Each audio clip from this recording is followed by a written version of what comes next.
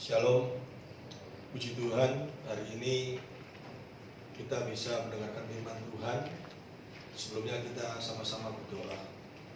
Bapa yang di surga, pagi hari ini kami selalu mengucapkan syukur atas kebaikan yang Kau nyatakan dalam hidup kami. Meskipun kami tidak bisa bersatu di dalam ibadah, di dalam sebuah gedung gereja, tetapi pembatasan gedung ini tidak akan mengurangi sukacita kami.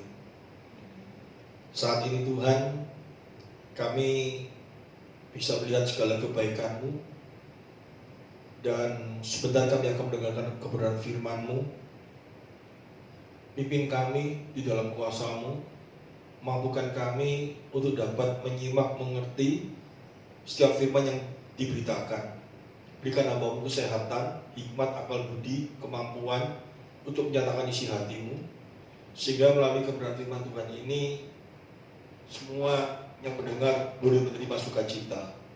Dalam nama Tuhan Yesus Kristus kami siap menerima berkat firman-Mu. Haleluya. Amin.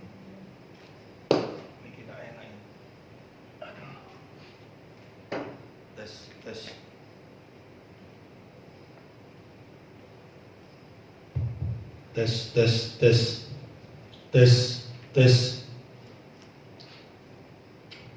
Ya, puji Tuhan. Saya akan menyampaikan firman Tuhan di dalam kitab Ibrani, di mana Ibrani pasal 10 ini sang penulis mengingatkan kepada setiap orang percaya, seperti saat ini di dalam kehidupan kita yang sudah lama sekali tidak beribadah bersama, bersekutu, di mana biasa kegiatan-kegiatan yang dilakukan di gereja, ya, satu minggu mungkin ada ibadah kaum wanita, pendalaman Alkitab. Selain ibadah raya, jemaat pelayan Tuhan bisa mengikuti dalam satu minggu minim 2 kali. Tetapi karena ada masalah virus ini, untuk bersekutu sekali saja di dalam sebuah gereja kita saat ini tidak bisa.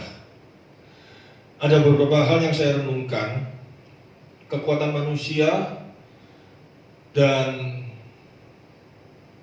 daya rasa. Kalau saya ngomong, setiap manusia itu memiliki satu kekuatan. Saya memberikan sebuah gambaran saat seseorang ditinggal oleh orang yang dia kasihi, dia akan menangis dan merasa berduka. Tetapi rasa berduka itu akan berhenti pada saat waktu-waktu tertentu, mungkin 1 bulan atau maksimum 2 bulan, dia akan mulai mengalihkan pikirannya kepada satu persoalan yang lain. Demikian juga di dalam hal ibadah yang saya khawatirkan. Orang biasanya setiap minggu, pada waktu minggu mau ibadah, mereka giat, tetap keinginan hatinya untuk beribadah. Tetapi karena sudah hampir 3 bulan ini setiap minggu tidak ibadah, mungkin pikirannya sudah teralih kepada kegiatan-kegiatan yang lain, kesukaan-kesukaan yang lain. Dan nanti pada waktu selesai persoalan masalah virus ini, kekhawatiran saya, mereka nanti yang mau beribadah hari Minggu mempersiapkan hatinya nanti menjadi goyang, karena sudah menerima satu kesukaan-kesukaan yang lain di dalam kehidupannya. Mungkin pada waktu Minggu biasanya bangun pagi harus ke gereja, tetapi karena ada masalah virus ini tidak ke gereja, bisa ditidurkan terus. Dan saya khawatir menjadi satu kebiasaan. Akhirnya pada hari Minggu untuk pergi ke gereja malas, lebih enak dibuat tidur. Apalagi sudah menjadi satu kebiasaan mendengarkan khotbah dengan media.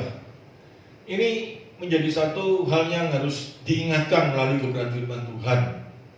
Karena firman Tuhan sangat jelas sekali, kekhawatiran ini bukan saat ini saja yang menjadi kekhawatiran, tetapi sang penulis Ibrani juga mengingatkan hal ini. Di dalam Ibrani pasal 10 ayat 19, sebelumnya ayat ini berbicara tentang Kristus, di mana Kristus sudah memberikan hidupnya bagi orang percaya, ya. Kristus sudah memberikan jalan bagi setiap orang percaya, sehingga orang percaya bisa datang kepada Allah. Ini satu hal yang sangat luar biasa. Dan sang penulis di dalam pasal 10 ayat 19 ini mengingatkan, dikatakan, jadi saudara-saudara, oleh darah Yesus kita sekarang penuh keberanian dapat masuk ke dalam tempat kudus. Kalau saya baca ayat ini, saya teringat pertama kali manusia jatuh dalam dosa di dalam kitab Kejadian pasal 3, Adam dan Hawa jatuh dalam dosa. Pada saat Allah digambarkan datang di dalam taman Firdaus, mereka ketakutan lari karena dosa. Ya, Allah itu kudus, Allah itu sesuatu yang suci, luar biasa. Pada waktu manusia sudah jatuh dalam dosa, manusia ketakutan untuk menghampiri Allah.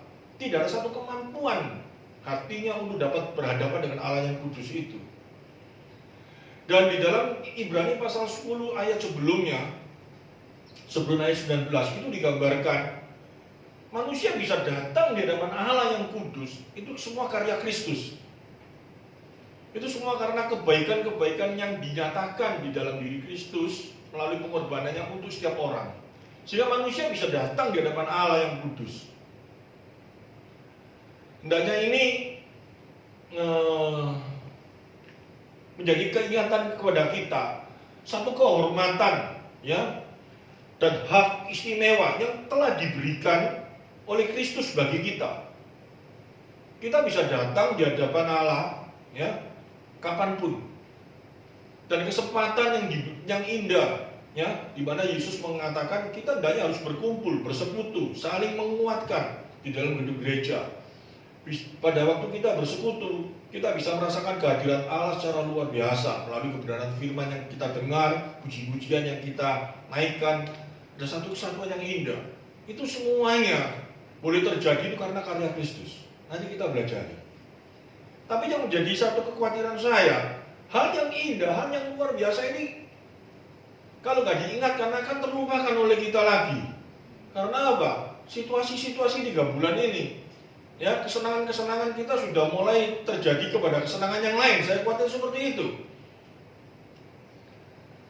Nah, hari ini saya ingatkan karena mungkin nanti 1-2 minggu ini kita akan bersekutu lagi di dalam gedung gereja, ya, supaya diingatkan. Kalau orang-orang yang hatinya mulai rasanya, aduh, aku kok mau ibadah males gini-gini. Nah, ini menjadi keteguran keras bagi kita semuanya.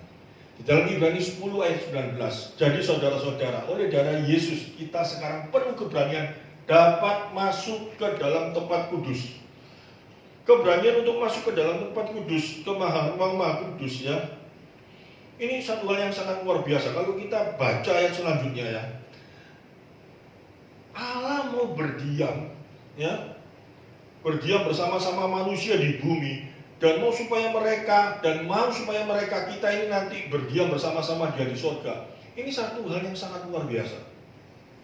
Allah yang kudus, ya, mau berdiam bersama-sama kita di dunia ini tanpa karya Kristus yang hadir dalam hidup kita nggak mampu seperti ini.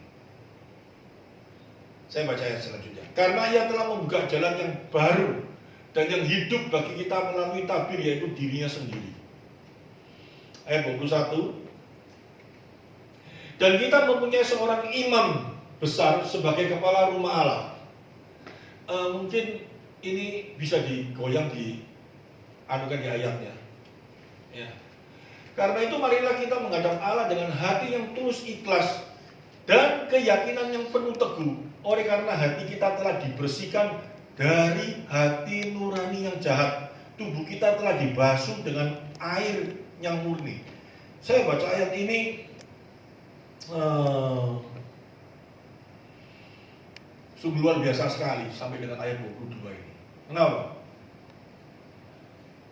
Saya hubungkan dengan Kejadian pasal 3 itu. Setelah manusia jatuh dalam dosa, ya, kembalikan ke saya lagi, tidak apa-apa.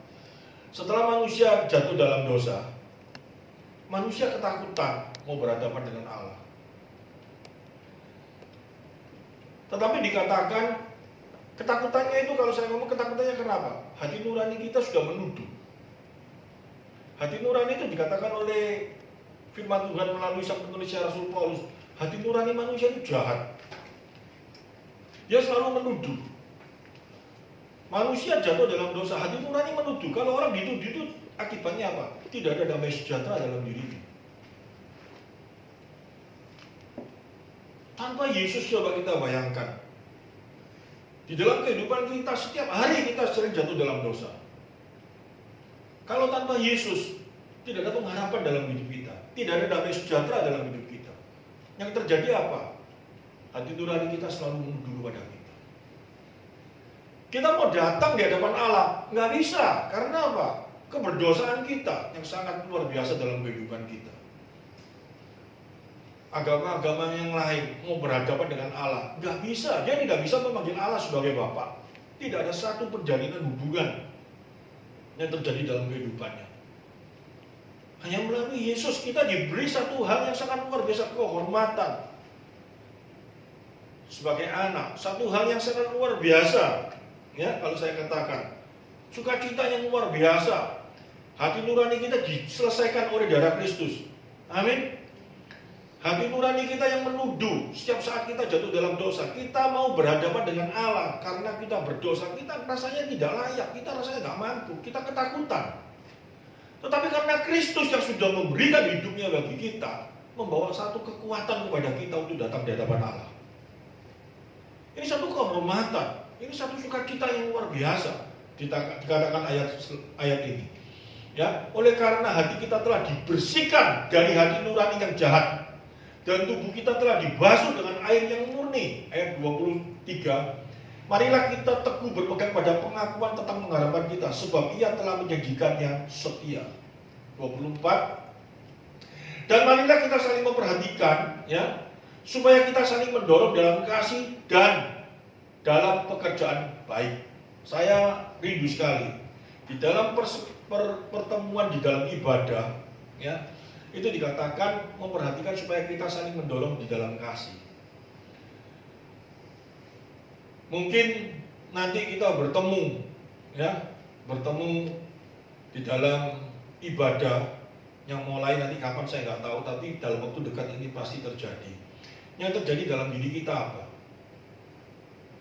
Kita rindu untuk memberikan kekuatan kepada satu yang lain, atau kita rindu untuk mengejek, atau kita rindu untuk hal yang lain. Tetapi yang jadi kerinduan kita harusnya satu. Kalau dikatakan saling mendorong dalam kasih, artinya apa? Kita bisa melihat di antara kita nanti sama-sama saudara seiman. Apabila di antara kita ada yang mengalami satu kelemahan di dalam kerohanian, mungkin gak datang di gereja, itu bukan tugas hanya seorang gembala, tetapi seluruh jemaat, ya, dikatakan, dan marilah kita saling memperhatikan supaya kitanya ini bukan satu orang, ya, tapi jamaah, semuanya menjadi begitu tugas, saling memperhatikan, ya, mendorong dalam kasih, supaya apa? Orang yang lemah dikuatkan kembali, diberi satu kekuatan, supaya apa? Bersekutu kembali di hadapan Tuhan. Ini penting di dalam kehidupan kita. Karena apa? Nanti dikatakan ayat selanjutnya, saya khawatir sekarang ini banyak sekali orang-orang yang sudah mungkin pikirannya menjadi bingung, ya, yang dulunya semangat melayani, yang dulunya giat melayani, tetapi karena waktu 3 bulan ini, bukan secara psikologi, kejiwaan, manusia itu 3 bulan bisa berubah dalam pikirannya. Tetapi jika seseorang sudah benar-benar di dalam Kristus, tidak akan berubah, pasti. Amin. Ini menjadi apa? Introspeksi dalam diri kita. Apakah iman kita ini iman yang benar? Kalau kita memiliki iman yang salah, di dalam 3 bulan kita akan mengalami satu kemunduran, bahkan kita akan mengalami satu kemalasan. Di dalam kitab Ibrani pasal 10 ini, ya, tidak dikatakan mereka nanti akan murtad. Yang murtad itu bukan berarti dulunya dia orang percaya, terus karena masalah-masalah dia menjadi tidak percaya. Tidak. Tetapi dikatakan di dalam kitab Ibrani pasal 10 ini, orang murtad itu kalau kita melihat di dalam pasal sebelumnya, orang murtad itu digambarkan orang yang bagaimana? Orang yang tidak percaya. Orang yang tidak percaya karena dikatakan orang yang pernah diterangi. Yang pernah diterangi itu digambarkan, ya, bukan berarti orang yang sudah ada terang. Orang yang pernah diterangi itu, ya, saya ulang kembali sedikit. Orang yang datang di gereja, bukan semuanya orang percaya kalau saya ngomong. Imannya perlu diuji. Kalau memang dia orang percaya, dia tidak akan mengalami satu kelemahan. Di dalam kelemahan bisa, tetapi tidak mungkin sampai tumbang. Dikatakan di dalam kitab Roma jelas sekali, Kristus sudah mati bagi seseorang. Dan Roh itu bekerja. Roh itu akan memimpin, Roh itu akan memberikan satu kekuatan, kemampuan menghadapi apa, ketelanjangan apa-apa semua, sampai dengan finish tetap menang. Amin. Tapi bagi setiap orang yang tidak percaya, mereka akan tumbang. Dan ini menjadi satu introspeksi dalam diri kita. Karena orang yang pernah diterangi, orang datang di gereja, semua orang pernah diterangi dengan firman Tuhan. Tetapi sesungguhnya terang itu belum ada dalam dirinya. Orang itu pernah mengecap karya Roh Kudus, mengecap, bukan menelan, bukan memasuk, tapi mengecap itu cuma dia pernah melihat, merasakan karya Roh Kudus, tapi dia sendiri sesungguhnya Roh Kudus belum ada dalam hidupnya. Dikatakan oleh Rasul Petrus seperti apa? Babi kembali ke kubangannya, anjing kembali ke mutanya. Itu digambarkan apa? Orang yang tidak percaya. Nah, ini menjadi satu tolak pikir pemikiran kita. Di dalam kitab Ibrani ini dijelaskan di ayat selanjutnya, ya. Janganlah kita menjauhkan diri dari pertemuan-pertemuan ibadah kita. Ayat 25 ini menjadi ayat kunci di ayat sebelumnya itu, di mana ditekankan hal ibadah itu penting. Karena apa? Kesempatan kita bisa beribadah, kesempatan kita datang di hadapan Tuhan, ya, di hadapan Allah, itu semua apa? Karya Yesus yang ada dalam kehidupan kita. Satu kehormatan. Kita mengerti hal itu dengan baik. Tetapi pada waktu jam-jam yang akan datang, kalau kita malas-malasan, bahaya sekali. Kenapa bahaya? Coba kita baca, ya. Seperti kebiasaan oleh beberapa orang. Tetapi marilah kita saling menasihati, dan semakin giat melakukannya menjelang hari Tuhan yang mendekat. Ayat 26. Sebab jika kita sengaja berbuat dosa, kata sengaja berbuat dosa itu artinya apa? Sudah tahu hal yang benar, tapi masih disengaja berbuat dosa. Konteksnya ayat ini apa? Mengerti harus beribadah, tetapi tidak melaksanakan ibadah, ya. Sesudah memperoleh pengetahuan tentang kebenaran, dikatakan dong, ya, maka tidak ada lagi korban untuk menghapus dosa. Sudah mengerti kesempatan bisa beribadah itu karya Yesus, kita bisa datang di hadapan Allah itu karena karya Yesus yang hadir dalam hidup kita, tapi gak mau beribadah lagi. Orang yang seperti ini sudah mengerti kebenaran tapi gak mau diselamatkan dengan apa? Yang ada cuma apa? Penghakiman dalam dirinya. Hal ini hendaknya jangan terjadi dalam kehidupan kita. Coba kita baca ayat selanjutnya. Tetapi yang ada ialah kematian yang mengerikan, akan penghakiman dan api yang dahsyat, yang akan menghanguskan semua orang durhaka. Dikatakan semua orang durhaka itu apa? Orang yang sudah mengerti kebenaran, orang yang betul, yang sudah mengerti bahwa hidupnya itu keselamatannya itu jalannya hanya melalui Kristus. Harusnya apa? Melakukan apa? Perintah Yesus. Yesus memberikan perintah, hendaknya kau melakukan segala kebenaranku, firman. Kau harus berjalan di dalam firman. Di dalam kebenaran itu diajarkan apa? Kita harus bersekutu, bersatu, berkumpul di dalam ibadah, saling menguatkan, saling apa. Tetapi kalau ini bermalas-malasan dalam diri kita, dan kita mulai menjauhkan hal ini, alangkah bahaya. Ini hendaknya harus menjadi introspeksi dalam kehidupan rohani kita saat ini. Mungkin saat-saat yang lalu kamu semangat, ya. Tetapi dalam waktu 3 bulan ini benar-benar sebuah bukan ujian. Kalau saya ngomong, tapi benar-benar sebuah introspeksi dalam diri kita. Apakah iman kita iman yang sejati apa enggak? Apakah iman kita iman benar enggak? Secara pengetahuan, ya mungkin di antara kita ada yang sekolah teologi, STH, gelarnya S1, S2 mungkin. Secara pengetahuan, kamu seolah-olah memiliki iman. Dikatakan di dalam Yakobus pasal 2. Coba kita lihat ayat 14 sampai 17.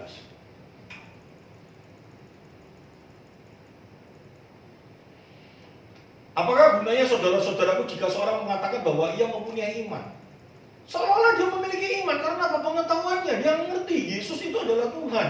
Yesus itu yang memberi keselamatan darinya. Karena dia mengerti dari apa? Dia belajar. Hanya sebatas sebuah pengertian di dalam dirinya, tetapi imannya betul-betul bukan memiliki iman yang benar. Hanya sebagai pengetahuan saja. Dikatakan, padahal ia tidak mempunyai perbuatan, dapatkah iman itu menyelamatkan dia? Nggak bisa. Karena apa? Secara pengetahuan dia tahu bahwa Yesus adalah Tuhan. Iblis pun tahu Yesus Tuhan. Tapi iblis tidak pernah melakukan apa yang Tuhan perintahkan. Ini harus menjadi perhitungan dalam diri kita. Kita memiliki iman. Dinyatakan di dalam perbuatan. Dikatakan ayat selanjutnya ayat 15. Jika seorang saudara atau saudari tidak mempunyai pakaian dan kekurangan makanan sehari-hari, ini konteksnya dalam Yakobus tentang memberi di dalam kasih kepada orang yang memerlukan. Karena setiap orang yang memiliki iman itu pasti memiliki kasih. Gambarannya seperti itu. Karena di dalam Yakobus ini pada waktu itu ada sebuah masalah, ya, yang dipimpin oleh Yakobus sebagai gembala di Yerusalem. Antara orang miskin dengan orang kaya itu terjadi satu gap, di mana orang yang sudah di dalam kasih Kristus harusnya menunjukkan di dalam kasihnya untuk memberi. Tetapi tidak dilakukan, malah mengejek. Dan Rasul Yakobus ini dengan tegas menekankan tentang hal ini, tentang iman. Jika kamu memiliki iman, kamu harus memiliki perbuatan di dalam kasih. Ya. Ayat 16-nya, dan seorang dari antara kamu berkata, selamat jalan, kenakanlah kain panas dan makanlah sampai kenyang, tetapi ia tidak memberikan kepadanya apa yang perlu bagi tubuhnya, apakah gunanya itu? Ayat 17 dikatakan, demikian juga halnya dengan iman. Jika iman itu tidak disertai perbuatan, maka iman itu pada hakikatnya adalah mati. Ini berbicara tentang praktek. Ini berbicara tentang nyata. Kalau kamu memiliki iman, harus dilihat dari perbuatan. Tetapi tentang keselamatan, Rasul Paulus berkata di dalam Roma pasal 3 ayat 9 dan 10, ini berbicara tentang keselamatan. Keselamatanmu bukan di dalam perbuatanmu. Keselamatanmu itu jelas sekali karya Yesus yang ada di dalam hidupmu. Dikatakan di dalam Roma pasal 3 ayat 9,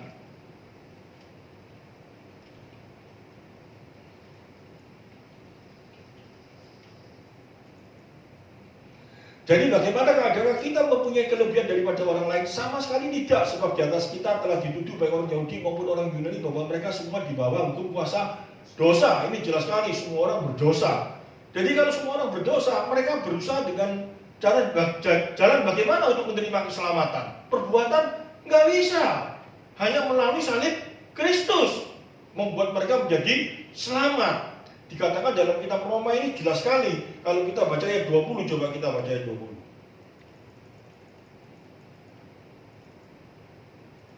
Sebab tidak seorang pun yang dapat dibenarkan di hadapan Allah oleh karena melakukan hukum Taurat. Hukum Taurat ini perbuatan, ya. Karena justru oleh hukum Taurat orang mengenal dosa. Jadi jelas sekali kok di dalam kitab Roma ini. Kenapa hukum Taurat itu diberikan? Tujuannya apa? Kalau tujuannya bisa menyelamatkan manusia, Yesus gak perlu datang di dunia. Hukum Taurat ini berbicara tentang perbuatan. Manusia dengan berbuat, makin nyata bahwa manusia itu tidak bisa melakukan kebenaran. Karena segala perbuatan manusia itu tidak benar di hadapan Allah. Tidak ada seorang pun yang benar, dikatakan tanpa Kristus. Ini jelas sekali, ya. Sehingga kenapa saya jelaskan di dalam Yakobus dan Roma ini menjadi introspeksi dalam diri kita. Kita kembali ke dalam kitab Ibrani tentang kalau di dalam kitab Yakobus itu tentang menghadapi orang-orang yang mengatakan dirinya sudah memiliki iman tetapi tidak memiliki kasih. Di dalam kitab Roma pasal 3 itu menjelaskan tentang satu hal, di mana keselamatan jalannya hanya melalui Kristus, bukan melalui perbuatan. Tetapi dalam kitab Ibrani pasal 10 ini menjelaskan, kalau engkau sudah percaya Yesus adalah Tuhan, kalau engkau mengakui bahwa Yesus yang memberikan satu kemampuan untuk membereskan hati nuranimu yang jahat, sehingga kamu bisa datang di hadapan Allah, buktikan dengan apa? Ibadahmu. Buktikan dengan apa? Kasihmu di dalam satu kesatuan di dalam tubuh Kristus itu. Pasal 10 tadi kita baca sampai dengan ayat 25 ya. Janganlah kita menjauhkan diri dari pertemuan ibadah kita seperti kebiasaan orang oleh beberapa orang, tetapi marilah kita saling menasihati dan semakin giat melakukan menjelang hari Tuhan yang mendekat. Di dalam ayat sampai 25 ini menjadi pemikiran setiap kita saat ini. Kalau kita karena adanya corona ini, waktu ibadah kita, waktu jam-jam ibadah kita, ya saya tidak menanyakan tentang saat teduh di rumah. Ya, saat teduh itu mungkin Anda masih memiliki waktu, ya, karena saat teduh itu Anda lakukan di jam-jam saat Anda istirahat. Biasanya seperti itu. Di jam-jam saat Anda mungkin tidak terganggu kegiatan, ya. Biasanya saat teduh dilakukan pada waktu pagi atau malam hari saat santai, menjadi satu kebiasaan. Tetapi saat jam-jam ibadah, hari Minggu atau hari-hari pertengahan minggu yang menjadi kegiatan kita, biasanya aktivitas kita yang masih padat, ya. Terus dengan adanya wabah corona ini, kegiatan kita teralihkan, mulai mengalihkan kegiatan kita kepada kegiatan yang lain. Apakah kerinduan untuk bersekutu di dalam jam-jam ibadah yang biasanya sudah menjadi satu kesukaan kita itu sekarang mulai kendur? Bahkan mulai menghilang, bahkan waduh sebentar lagi ada PA, males aku, waduh hari Minggu ini kegiatanku yang selama ini di dalam situasi corona ini aku bisa melakukan kegiatan-kegiatan, dan ini nanti sebentar lagi aku nggak bisa, aku menjadi males. Bahaya sekali. Bahkan mulai berpikir dengan alasan apa supaya tidak ke gereja, sangat bahaya sekali.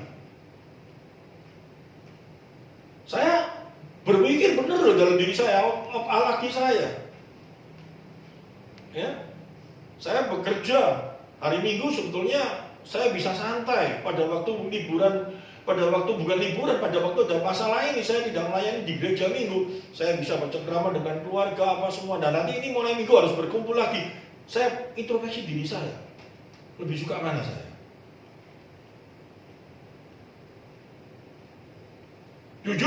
Saya jujur ngomong, pada waktu jam-jam tertentu pertama-pertama, waduh berkumpul sama keluarga itu rasanya senang. Tapi ada satu hal yang menjadi kerinduan saya.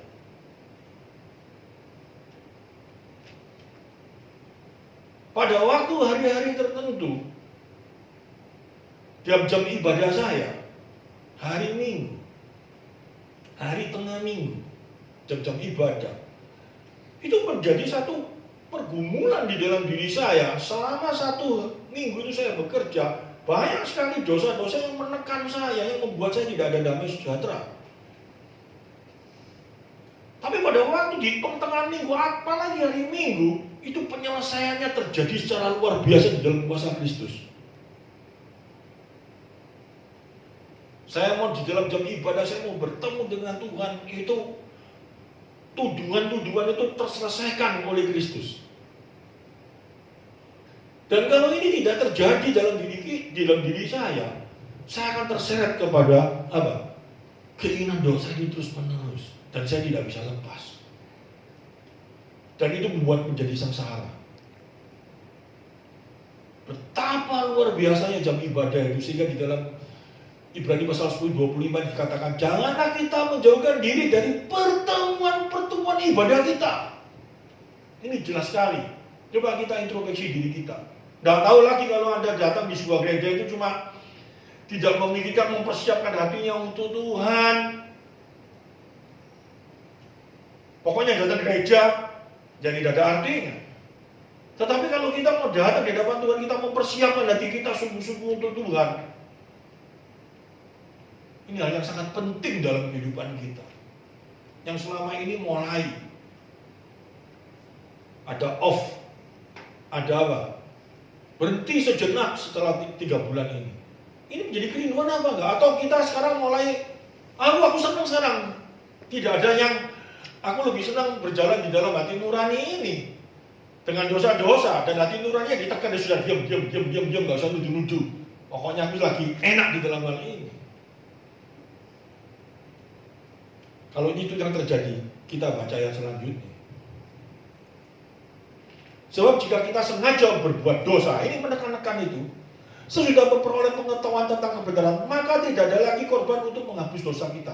Bahaya sekali. 27. Tetapi yang ada ialah kematian yang mengerikan, akan penghakiman dan api yang dahsyat yang akan menghanguskan semua orang durhaka. Daya ini jangan terjadi dalam kehidupan kita. Ya. 28. Jika ada orang yang menolak hukum Musa yang dihukum mati tanpa belas kasihan atas keterangan 2 atau 3 orang saksi, ini yang di dalam kitab Bilangan digambarkan. Orang kalau melanggar hukum Musa, dia akan dirajam dan mati saat itu juga. Tapi mati di dalam dunia ini. Tetapi kalau orang menghina Kristus, menghina keselamatan yang dia sudah mengerti, dikatakan ayat selanjutnya, coba kita lihat. Betapa lebih beratnya hukuman yang harus dijatuhkan atas dia yang menginjak-injak anak Allah. Menginjak-injak anak Allah ini apa? Orang yang sudah mengerti kebenaran, orang yang sudah mengerti dia sebagai anak Tuhan itu dalam hidupnya harus bagaimana, tetapi dia tidak mau melakukannya, ya, yang najis darah perjanjian yang menguduskannya. Artinya apa? Pengorbanan Kristus untuk dirinya dia abaikan dan dia tidak mau lagi melakukannya. Dan yang menghina roh kasih karunia, semuanya itu berjalan di dalam kasih, dia tidak mau menganggap itu lagi. Apa yang terjadi? Ayat 30. Sebab kita mengenal dia yang berkata, pembalasan adalah hakku, aku yang akan menuntut pembalasan, dan lagi Tuhan akan menghakimi umatnya. Kamu tidak akan lepas dari penghakiman. Jangan cuma ngomong aku tahu Yesus, setan pun tahu Yesus. Tetapi dalam hidupmu, jika kau tidak melakukan apa yang jadi perintahnya, sangatlah bahaya. Ayat 31. Ngeri benar kalau jatuh ke dalam tangan Allah yang hidup. Ya. Ingatlah akan masa yang lalu, sesudah kamu menerima terang, kamu banyak menderita oleh karena kamu bertahan dan berjuang yang berat. Ini diingatkan di dalam kehidupan kita yang lalu. Hendaknya ini kalau saya baca sampai dengan ayat 39, ada beberapa hal yang harus kita simak dalam pikiran kita saat ini. Dengan adanya pandemi corona, dengan adanya berhenti tidak ibadah 3 bulan, mungkin ya, di antara kita mulai lemah kerohaniannya. Ya, biasanya hari Minggu, sudah berapa minggu ini termasuknya? 12 minggu ya, kalau 3 bulan ya. 12 minggu mulai ada kegiatan-kegiatan lain, senang dengan, wah Minggu bisa senang gini. Wah nanti habis ini Minggu ke gereja lagi, malas-malasan atau apa. Apa yang kamu untungkan dalam hal ini dibandingkan dengan nanti penghakiman yang kau terima? Hendaknya peristiwa ini, firman Tuhan ini menjadi introspeksi dari diri kita. Ya, hendaknya kita mulai ada satu kerinduan dalam diri kita. Karena hal ini sangat penting. Ya, saya tidak akan memperpanjang-panjang karena saya tahu orang mendengarkan YouTube itu tidak seperti mendengarkan firman Tuhan di gereja. Saya survei, sudah didengarkan, saya tanya, sudah Pak, masih separuh. Aku sih repot nanti dengar lagi. Ini bagaimana kalau seperti gini? Sehingga kalau mau perpanjang nanti yang separuh sudah lupa, dengarnya cuma separuh lagi. Saya tidak akan mau perpanjang. Yang menjadi tekanan satu hal. Jika kita anak Tuhan, Jika kita sudah mengerti Yesus adalah Tuhan dan Juru Selamat kita, jika kita mengerti pengorbanan Kristus itu sangat mahal untuk diri kita, jika kita mengerti darah Kristus itu yang menyucikan hati nurani kita, artinya apa? Segala tuduhan dosa yang membuat kita tidak damai sejahtera, melalui Kristus kita percaya, aku diampuni segala dosaku, sehingga aku diberi satu kemampuan untuk datang di hadapan Allah, untuk datang menyembah, untuk datang melihat segala kemuliaannya. Ini satu hal yang indah. Tetapi kita saat ini mungkin karena situasi-situasi yang terjadi dalam kehidupan kita mulai lemah. Bahkan mungkin ya, ada seorang hamba Tuhan yang dulu setia melayani Tuhan dengan sungguh-sungguh. Terjadi wabah corona ini, dia tidak ada bisa melayani lagi, dan dia mulai beralih profesi. Dan di dalam peralihan profesi itu dia lebih maju dalam finansial, dan dia mulai meninggalkan Tuhan. Ingat, kembali ke hadapan Tuhan saat ini. Karena jika kau lakukan itu, bahaya akan terjadi dalam hidup. Anak-anak Tuhan yang biasanya hari Minggu datang ke gereja, ada kesempatan ini Minggu online, jualan apa Minggu rame, dan mulai beralasan malas untuk datang ke gereja. Ingat, hari Sabat, ingat waktu Tuhan. Jangan cuma kita ngomong, saat teduhmu tetap, saat teduhmu jam 3 pagi, jam 4 pagi, tetap karena kamu tidak terganggu aktivitasmu. Tapi Tuhan meminta waktu untuk kamu. Jam-jam tertentu di dalam aktivitas kamu berhenti untuk Dia. Hendaknya ini menjadi renungan kehidupan kita yang akan datang. Ya, kita tundukkan kepala dan kita berdoa. Tuhan, jika di antara kita mengalami hal yang itu, melalui kebenaran firman ini Kau menegur kami secara keras, supaya kasih mula-mula itu boleh hadir kembali dalam hidup kami. Kami adalah bilangan orang-orang yang Kau kasihi. Kami adalah orang-orang yang telah dimenangkan di dalam kuasa-Mu. Melalui percikan darah-Mu, hati nurani yang jahat itu telah dikalahkan di hadapan-Mu. Damai sejahtera itu diberikan melalui kuasa-Mu, sehingga kami mampu datang di hadapan-Mu. Kesempatan indah Kau nyatakan dalam hidup kami. Kami mampu diberi satu kesatuan untuk dapat bersekutu, beribadah bersama-sama, memuliakan Kau, meninggikan Kau bersama-sama. Betapa indahnya hal ini Tuhan. Dan hal ini boleh tetap hadir dalam hidup kami, jika di antara kami yang mengalami kelemahan. Dan jika kami adalah orang pilihan, kuasa Roh Kudus, pimpin kami kembali, kuatkan kami kembali, nyatakan kuasa-Mu bagi mereka, supaya mereka boleh kembali mengasihi dan memuliakan Kau, dan ada satu kerinduan untuk bersekutu kembali. Terima kasih Tuhan, berkati kami, jagai hati dan iman kami, jagai kekudusan kami selalu di hadapan-Mu. Di sela-sela kesibukan kami, himpitan apapun juga, hendaknya kami mengutamakan Kau. Kami mengutamakan persekutuan, kami mengutamakan jam-jam ibadah kami, karena hidup kami, pengakuan kami di dalam iman kami hanya untuk-Mu di dalam segala galanya. Terpujilah nama-Mu, berkati jemaat-Mu Tuhan, berkati dalam segala hal, di dalam nama Bapa, Anak, dan Roh Kudus. Haleluya. Amin.